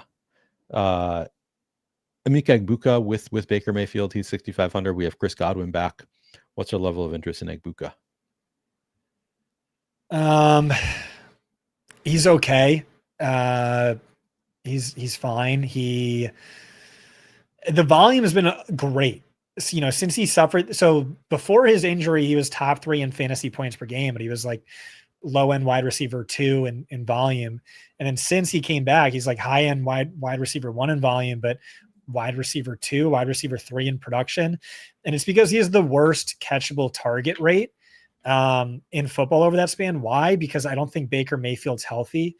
And so I don't think he's a great play, but I mean, if you want to play into that narrative that, Baker's under-owned. I mean, if you're going to stack this game up, I would play him, but outside of stacks, I'm probably avoiding him. Yeah. And you have to wonder if Godwin coming back maybe eats into it some, like as Godwin's route participation rises up, maybe we lose. It kind of seems to me like they're scheming it for Egbuka, like some really short stuff. Maybe some more of that goes to Godwin. So I don't love it. I'll probably play some of it, like you said, mostly in game stacks. I know you're interested in. Well, let's talk about the Carolina and Rams overall. So we have Tetero McMillan at 6,100. We already talked about liking Puka, but then you've got Devontae Adams also at 7,500 projected for 10% ownership. Would you play any Tetero on his own, or maybe in some game stacks? I guess you're not playing Stafford either, but maybe mini stacks with Adams or Puka. How do you feel about Tetero McMillan or Devontae Adams? I mean, Adams is like this elite, goal line threat, but still seems a bit high for me. I don't think he has 3-point bonus upside. And so 50 yards and 2 touchdowns, is what, 19 fantasy points in PPR. I don't think he's a great play personally. And then McMillan, if you sort by fantasy points per dollar, you would see that Chris loves him. I can't say I really agree. I think he's an amazing talent. I think if he were on just about any other offense, maybe even including the Jets, like he would be a fantasy wide receiver 1, but it's tough out here on the Panthers. Bryce Young has hit 200 passing yards only twice all year. In those games, McMillan averages 31 DK. In all other games, he averages 11.8. And so it's really, you look at the passing yardage prop on Bryce Young, it's like 180. If he goes over, maybe McMillan's a good play, but I question the ceiling. Yeah, maybe Chris is right, just because Chris's projections have been so money, but for maybe a ton of garbage time, but he's fine. He's nothing spectacular to me. Yeah, 6,100. Like he seems playable, just not like doesn't stand out to me as some great play at 15% owned. Can I make the point that I heard?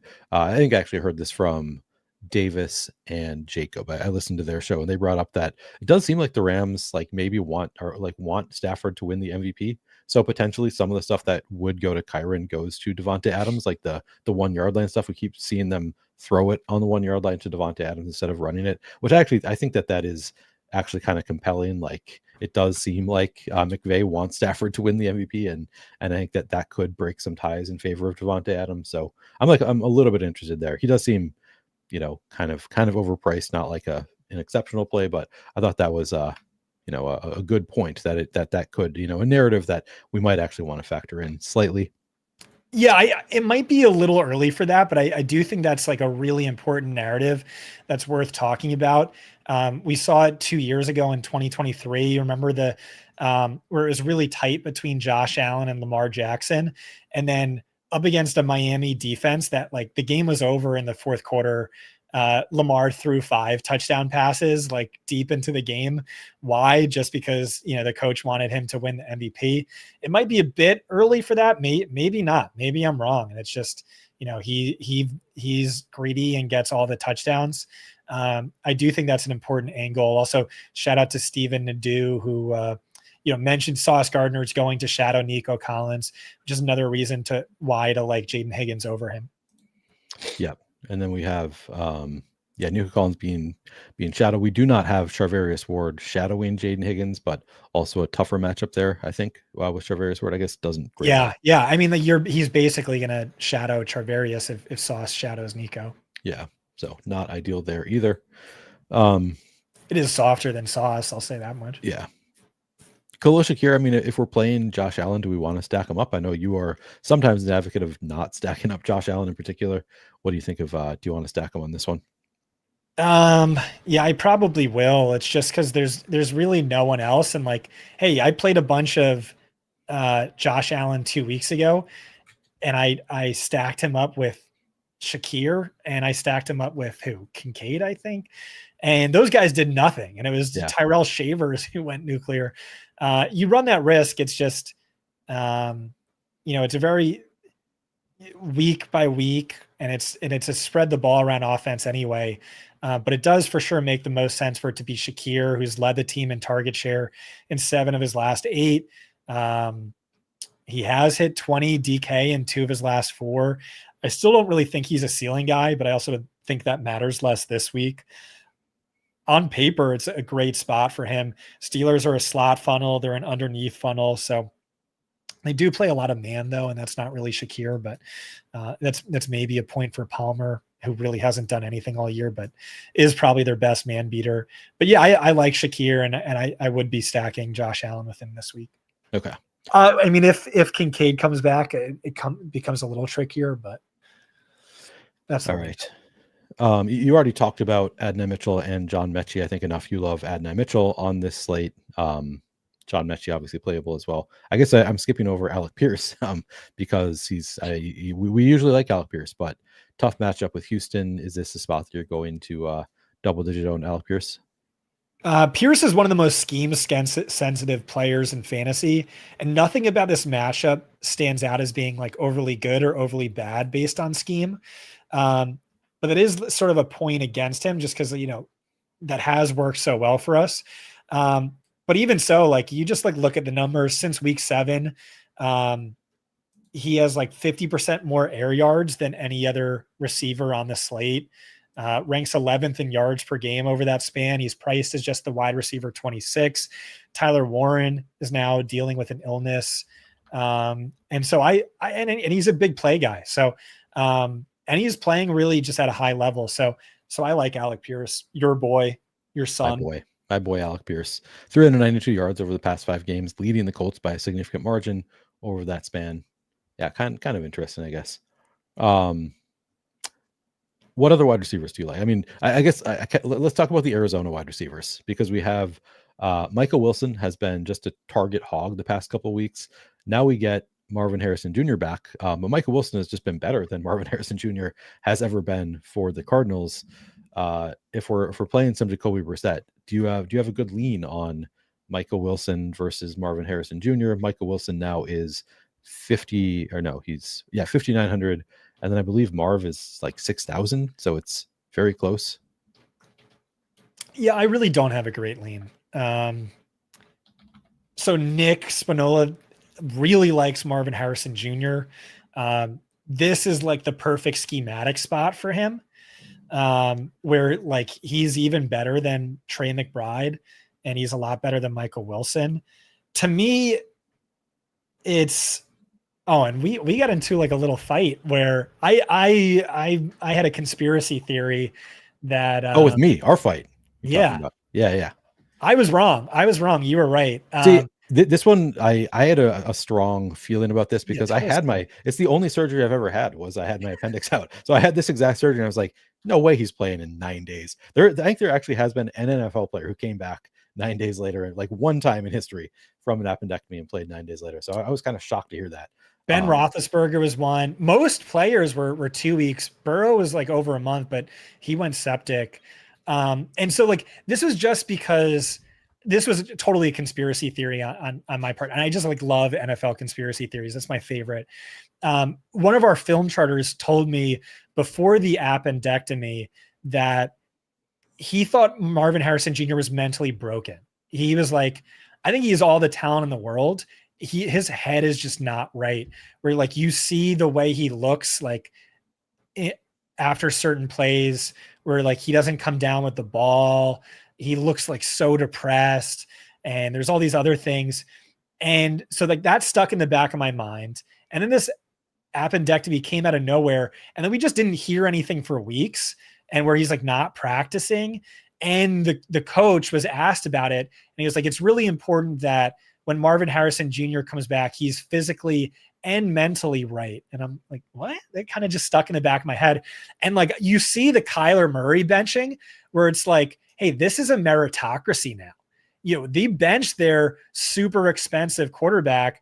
And so maybe Nepo baby Marvin Harrison Jr. is actually like, this is a secret benching because, look at how much better Michael Wilson had. What is the most receiving yards of any player over the last 2 weeks? Marvin Harrison Jr. hasn't had a 100-yard game since October of last year. And so I put on the tinfoil hat, but no, it looks like Marvin Harrison's coming back. You have the coach saying things like, yeah, we're going to take a look at, what's best for the offense. And so I don't know what this means. Would it really surprise me if Marv comes back and gets back to like his typical wide receiver 1 volume and you like want to get him going? Or is it just the Michael Wilson show because he's better? He's looked better. He's performed better. Or is it an even split where these sort of cannibalize each other's upside and Jacoby Brissett, is a little less stackable? Or Greg Dortch had productive weeks. So maybe all 3 hit. and it's Trey McBride, Wilson, and Harrison, I really like playing into spots where I have a clear lean. And this just isn't one of those. And, so sorry. But what is your lean? Do you have one, Neil? Not really. See, Steven says, I don't see Wilson's role disappearing. I mean, Right. Wilson has been so good, but it's tricky because obviously it's just year 2 for Marvin Harrison Jr. And like he was drafted so highly, he's such high pedigree that it's like, I mean, maybe if Michael Wilson got hurt, this would have been Marvin Harrison going nuclear. That would not be surprising at all. right. Where Jacoby Brissett is just a kingmaker, or really Right. this offensive coordinator is like so in his bag, and my Giants should hire him as a head coach, because with a human-sized quarterback, this offense is gangbusters. It is, to your point, like Marvin Harrison Jr. was also looking a lot better with Jacoby Brissett. Like It's not like he was terrible with Brissett and then Wilson came in and was a kingmaker. It was like we removed one of those two and then the other one went off. So yeah, he could have been just Michael Wilson, or Marvin Harrison would have also just been awesome without Michael Wilson. So it might come back to like a gross thing where it's like they're both better than they were with Kyler, but like you kind of need whichever one scores the touchdown, or like whichever one just like happens to have the game, and it's going to be an unpredictable gross thing is kind of where I'm at with it. Like it's hard to know which one of them is going to be the better play week to week. I think more often than not it's going to be Marvin Harrison Jr. most likely. Like this is a pretty small sample and very much like volume based for Michael Wilson, at least I think it is. So I guess my slight lean is Marvin Harrison Jr. if he's a full-time player, but yeah, it's a kind of a tricky spot for sure. I'll probably, as an MME bro, I'll have 5 to 10% of both of them. Like I don't think I'll have it as a huge part of my portfolio, and they'll largely be stacked up with Brissett. I wish I had a better take here. What else? What else do we like here? Wide receiver is really tough this week. Yeah. Here's one that I wanted to ask you about, because Jawan Jennings, if you look at here, I'll pull up the wide receiver coverage matchup. Yeah. Yep. He pops out, but then it's the weather. So this is like the coverage grade. He has the best coverage grade on the slate. Jawan so Jennings. I will say this might be, we've been talking about redoing this tool. So we do it by fantasy points per route run, and maybe we should do it by yards per route run. Because by yards per route run, Jawan doesn't really stand out. Kittle much more so, but he's scored all of his touchdowns against man. And so Ryan's not really into this. I think that plus the weather, where Purdy really sucks in bad weather spots. So I wrote him up and then I deleted him from my pool ultimately. But he's fringe. And like I said, it's a really tough wide receiver slate. So yeah, it really is. I think we talked about just doing single stacks with Brosmer and Justin Jefferson. Is that the only place you would play Jefferson? Yeah. Okay.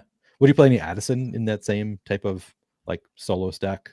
I think you can. It doesn't really get me hot and bothered though. Yeah.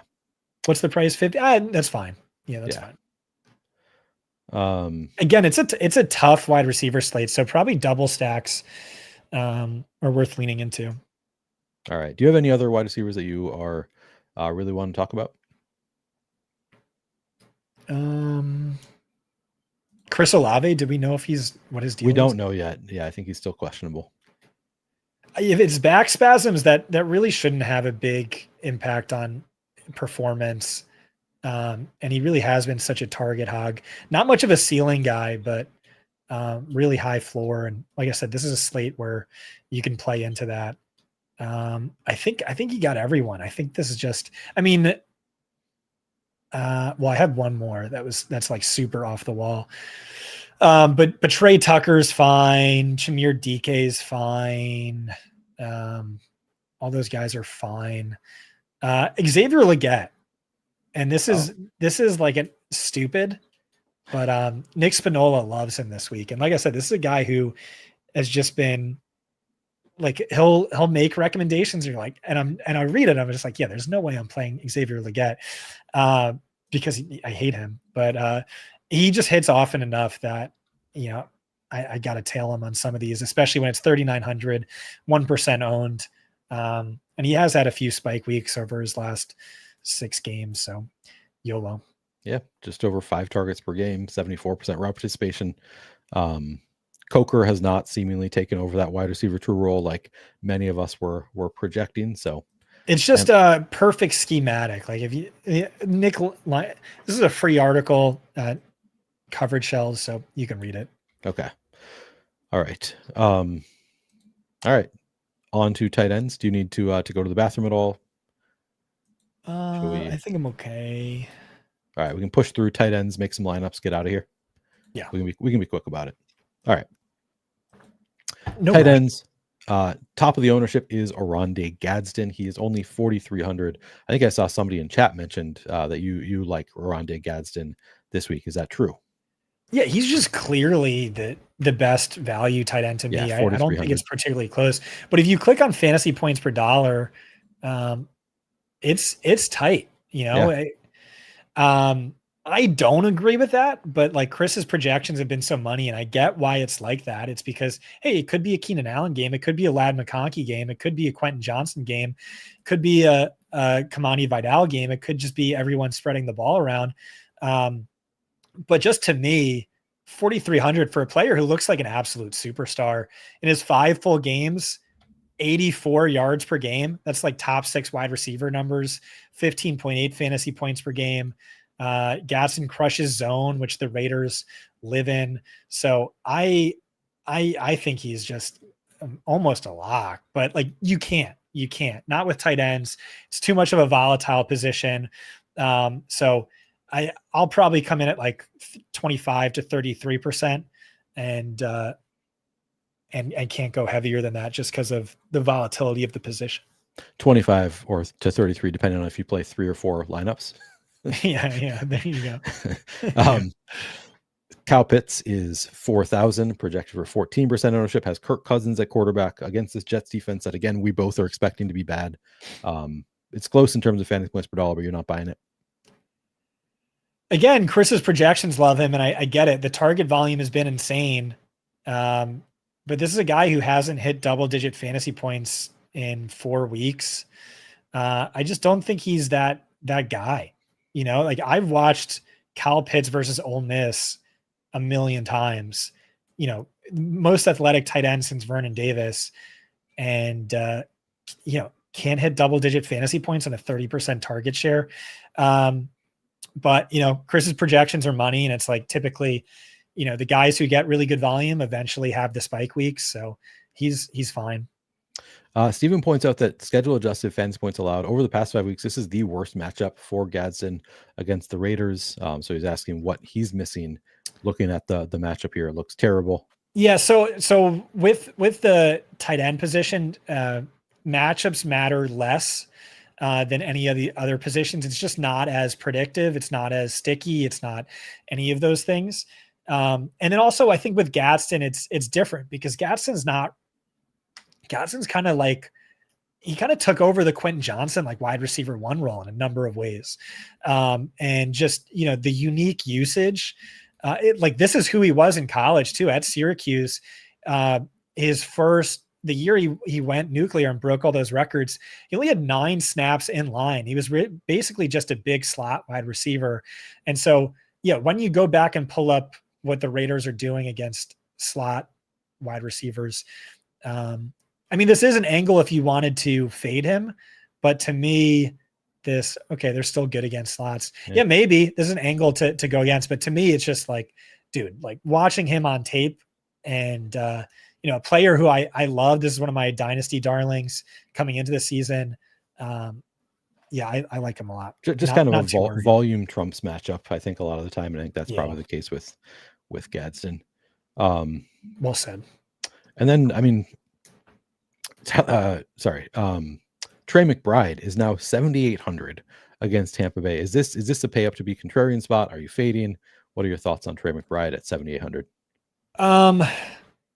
I don't know how much I like him outside of Brissett lineups, but like, I don't think the price is terrible. I think it's probably a better play than 7%, because he's still 1,700 cheaper than JSN, 1,200 cheaper than Puka. But since week 7, he averages 5.4 more fantasy points per game than Puka, only 1.7 less than JSN. Yeah, he's pretty great. So I anticipate that I will be above 7%, but like you said, primarily in Brissett stacks. So Bowers looks relatively cheap then at 5,800 with McBride at 7,800. Bowers kind of the other alpha tight end against the Chargers. New play caller, maybe that benefits Bowers. I guess we don't know. Like maybe they just focus on Bowers and Genty at this point.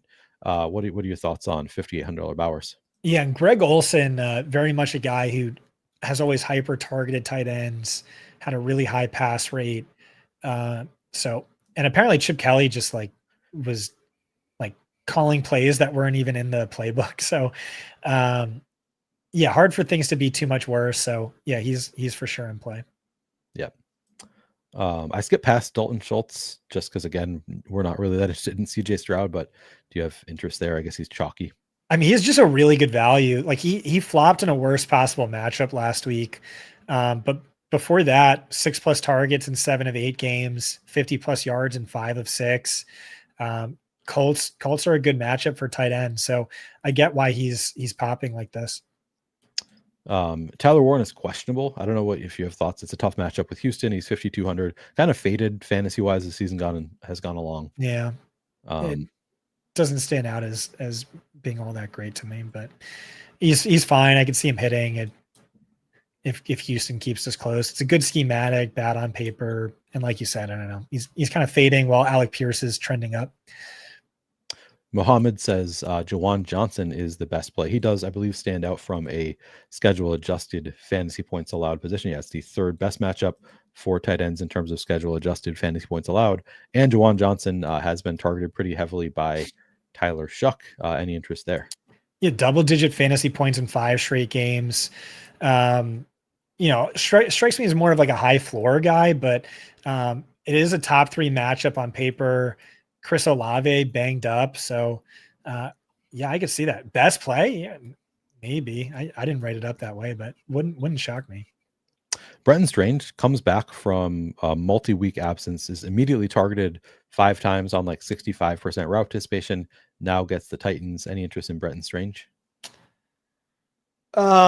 Yeah, I think the stat I had was if you just spotted him 5 receiving yards, he's led the team in receiving yards in like 4 straight games. BTJ is back, isn't really that strong of a value in my head, but he's fine. He's fine. Okay. Any other tight ends you want to talk about? Yeah, I like Kittle. I think even with the weather, weather's no data concern. And like, if he doesn't hit, that's what I'm going to blame it on, but I like him more than Bowers. I like him more than some of these other guys. You saw Purdy come back and just, I don't think Kittle had led the team in target share in any game until Purdy came back. He's led in 2 straight and, averages 18.5 DK fantasy points per game in his last 15 full games with Purdy. It's like wide receiver 1 numbers. And so really just, comes down to the weather, which I think we have a tendency to overrate the weather and like double count it. Cause we talk about it on these shows and then Sunday morning, someone tweets out a picture of it snowing and it's like, oh, you can't play him. So especially in single entry, I think, fading the weather narrative, there's something to that. What does Gunnar Helm's usage look like? Because 44% route participation over the past 2 weeks, 11 targets for Gunnar Helm. Is Chig also going to be out or questionable for this game? I forget what his status is. I didn't see that. I thought he was fine. I'm not sure if he is out. To me, it's just treating the Titans as dead. Remember? Yeah, right. 40% target share. That's not special. But this is what Tennessee's best beat writer, Easton Freeze, had been telling me all year that. At about the halfway mark, it would start to become the Gunnar Helm show. Harold Fannin up to 67% route participation in week 12 to 29% for David Njoku. I don't know if I missed an injury there, but he came into the week banged up, but okay. I don't really know. So Harold Fannin against this bad San Francisco defense, only 3,400. Yeah, he's like Pitts, the target share is elite, but really hasn't done anything. And so maybe that regresses, but not someone I'm super excited to play. All right.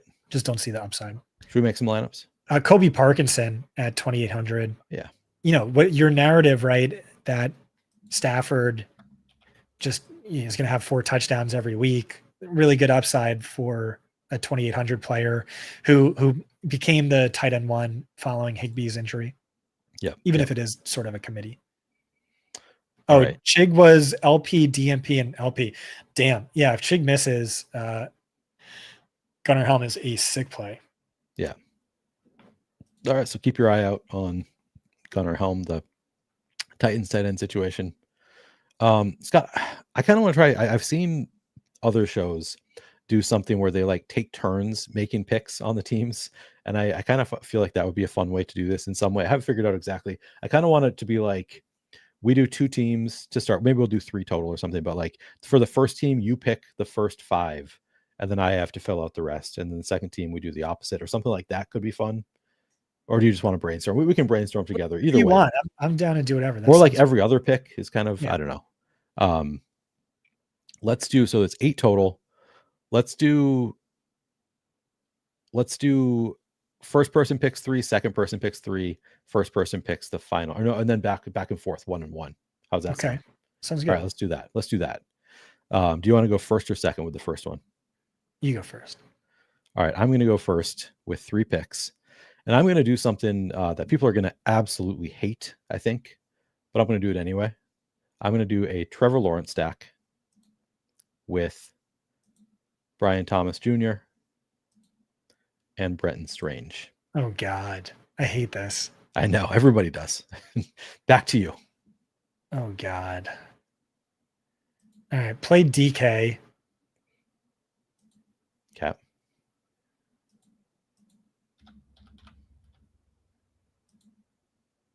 And then CMC.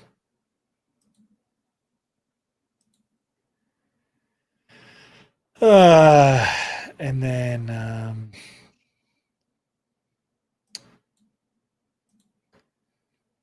then go to wide receiver. What are my options? Scroll down. I'm trying to get rid of this box here. Yeah. Maybe I can move it somewhere else. I don't know.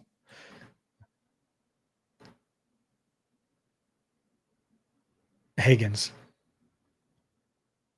All right. Jaden Higgins. Oh, that's your 3 us. So now so there's 3 picks left. Oh, there's a total of 9. Okay, there's 9 total. So then, all right. Yeah, we'll do 1, 1, 1. So I will make a pick here. We've got 5,700. I feel like it's cheating to just force the defense on the last person. So I will make a defense pick. Man,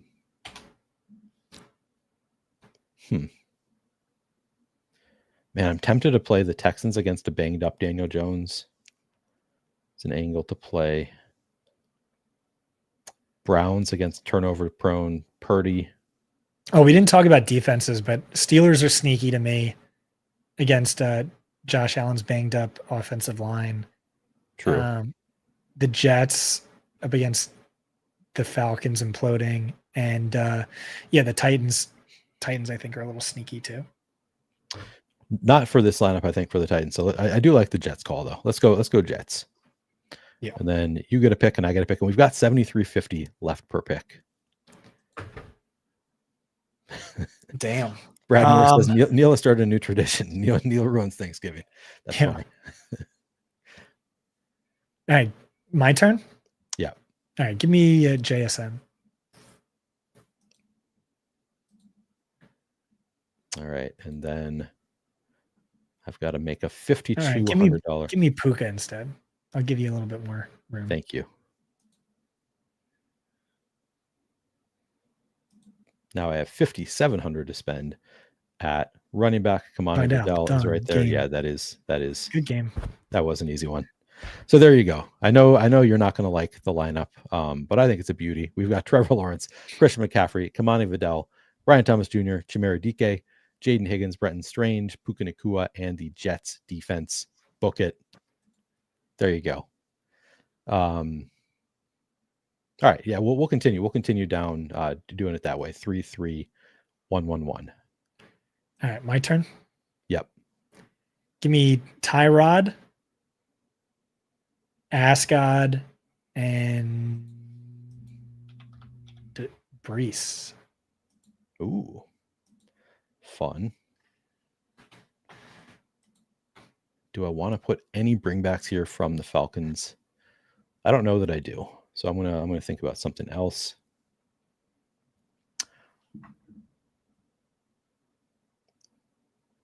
So that's a fairly cheap stack that you did. So we can probably afford some expensive pieces. We did Puka last time. Let's go with JSN. And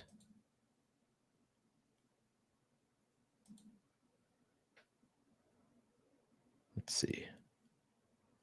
I'm tempted by ETN. I kind of like the Kenneth Gainwell shout, or the really inexpensive Michael Carter is kind of interesting. I'll go with Gainwell.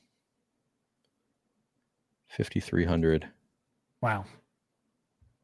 And then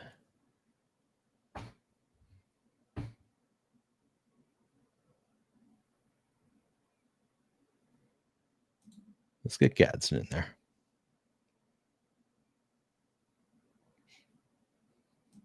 All right. Now it's 1-1-1. Who do you want? Pitts. Oh, we're doing double tight end.